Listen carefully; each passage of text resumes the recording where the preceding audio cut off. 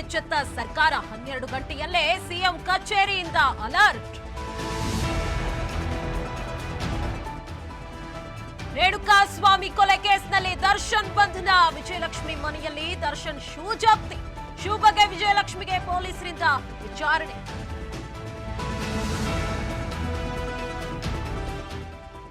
ಚಿತ್ರದುರ್ಗದ ರೇಣುಕಾಸ್ವಾಮಿ ಕೊಲೆ ಪ್ರಕರಣ ಎಸ್ಪಿಪಿ ಬದಲಾಯಿಸಲು ಸಿಎಂ ಮೇಲೆ ತೀವ್ರ ಒತ್ತಡ. ಪ್ರಭಾವಿ ಸಚಿವ ಮತ್ತು ಶಾಸಕರಿಂದ ಬದಲಾವಣೆಗಾಗಿ ಪಟ್ಟು.